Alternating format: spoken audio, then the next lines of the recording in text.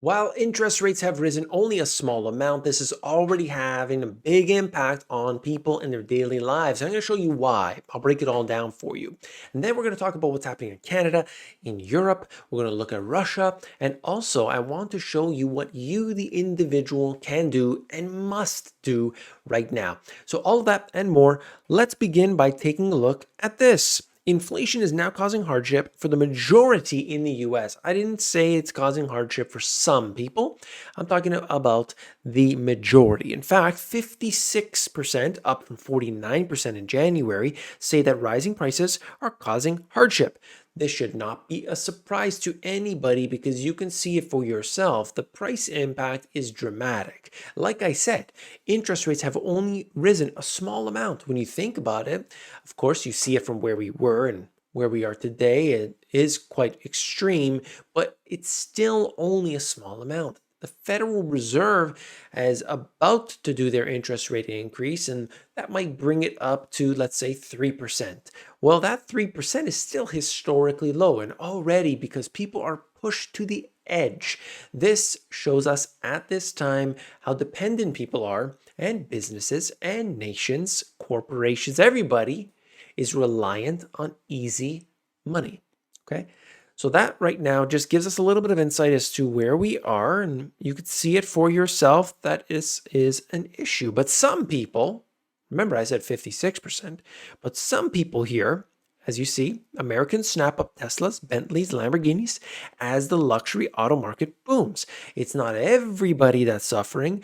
Some people, like I said, 56% are feeling it, but there's another group of people that are actually doing very well. They're doing well because of inflation. Maybe their stock portfolio is up. Maybe their real estate has done well as rents have increased. Maybe they're able to benefit from that. And then you have a subset within that that's just trying to keep up with the Kardashians and ultimately will fall and fail as a result. Okay. Then we've got this. Bank of Canada increases policy interest rate by 75 basis points, continues quantitative tightening.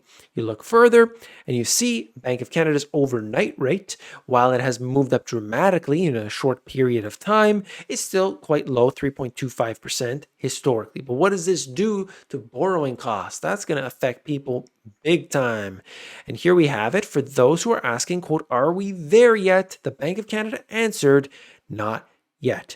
The bank signaled today's outsized rate hike still leaves rates shy of where it believes that they will need to be to quell inflation. So that just gives us a little bit of an idea of maybe where the Federal Reserve will put interest rates come this month. So in September, the FOMC meeting that's coming up, will they increase by 50 basis points, by 75 basis points? We're trying to understand where that will be. It's going to be somewhere around 3%. So roughly about the same with Canada. But you look at what mortgage rates will be, well, that has gone up significantly.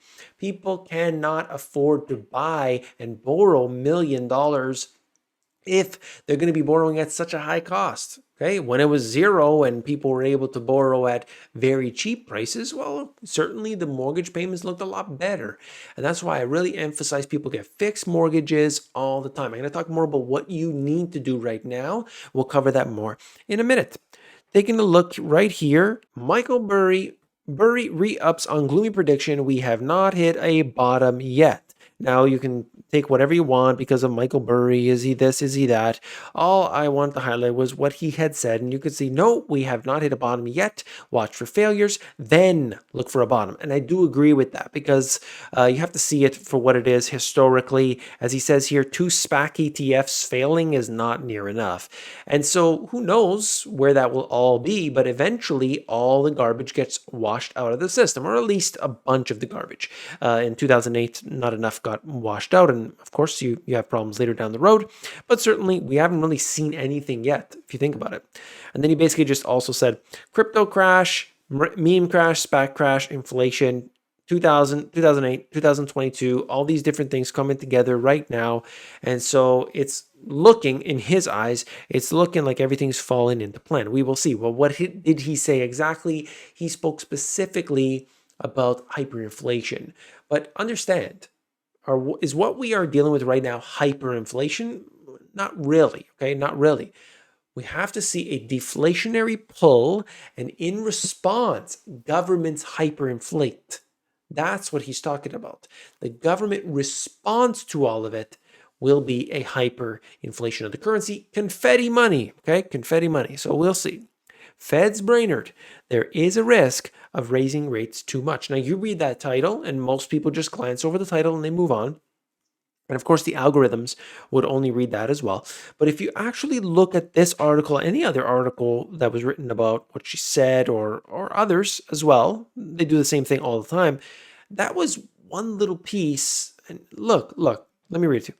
Quote, at some point in the tightening cycle, the risks will become more two-sided.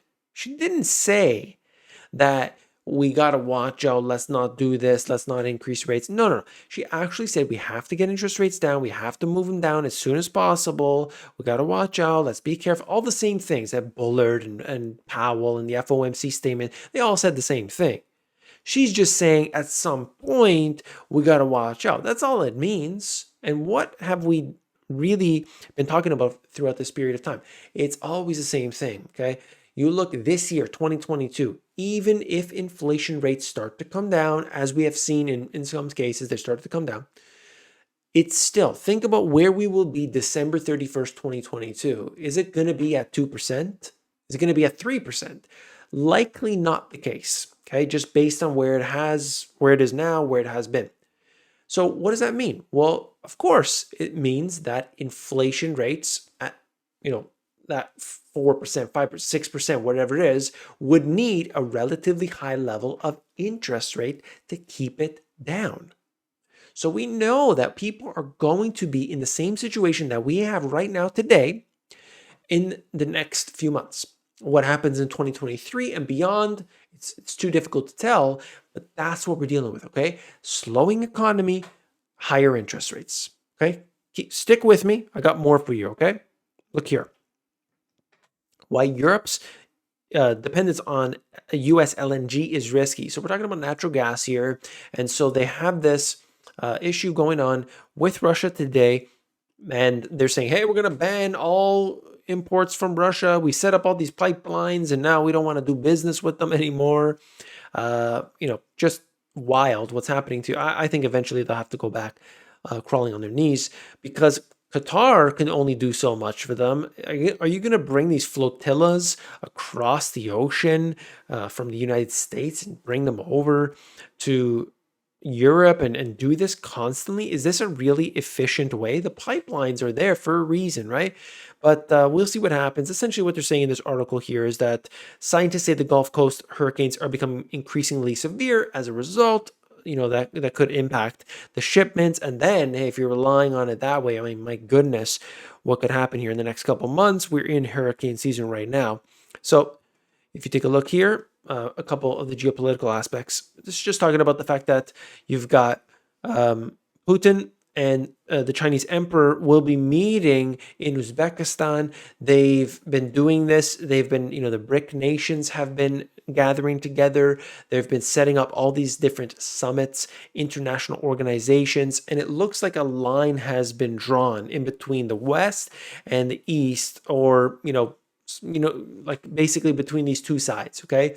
And these two factions have formed and they're becoming more entrenched. It's not getting better, it's becoming more entrenched. And of course, that is worrisome. You look at what's happening with Ukraine, you look at what's going on with Taiwan, it is an issue.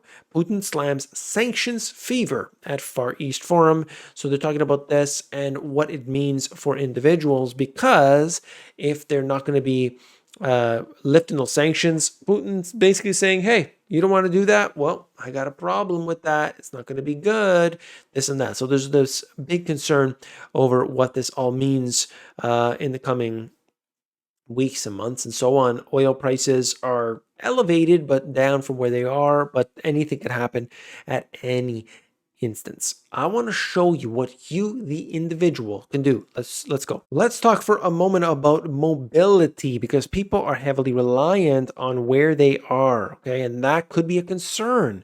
And this is what I hope people would try their best, okay? To be mobile by having assets and business, that second one, big one, business that work regardless of your geographical location. So please take this to heart, understand what that means. If you've got cash flowing assets and you needed to pick up and go, that cash will still be coming in. Okay, you're still going to be able to pay those bills. And, for other reasons too. You got a problem with your, a health problem or whatever. You're still going to have that cash flow. Business, same situation. If you've got an online business, this is the one thing that I'll do a video about this, talking about the way that I have done my preparation, which is completely different than what you'll find with most people. Okay, having an online business is something that you could pick up and go. You take off, you could still bring the cash in. Very important, okay? Because too many people are reliant on where they are. Next thing to discuss is relationships, all right? Very important because when people think about what they do on a daily basis, they go to work, they have their family, this and that, but we need to look outside that. And here I basically discussed the fact that we need to build relationships by phone, internet, in person, however, okay, with everyone you can, those with skills and things that you don't have. Okay, that's the important part. It's the things that you don't have because you might already have so many different skills, but other people around you, they might have completely different skills. They might have tools that you don't have and relationships that they've built on their end. You want to connect. You want to connect. It is so important. Do it in any way you can. Really, if you can have a phone conversation with anybody, real estate agents, mortgage brokers, handymen, anything, whatever that is, you want to extract as much information you can from them to learn from them, but also be friendly. Okay, this is just a simple matter of fact. We need to do our best today to look at all of this, to see what it is, and the information will be pertinent to you in the next little while, because for so many people, they are going into this blindsided. Okay, they're not going to understand what's happening. They don't know about the reserve currency, the United States, and all these things that are changing before our very eyes. So that's why I give you these tips. That's why I give you this help that I've learned over the years, and I will continue to interject these in every single video, and hopefully little tidbits at a time. I can share what I have learned over the years and try to help you out as best I can. If you appreciate it, you got to subscribe, hit that down below. I'll see you on the next one. Take care.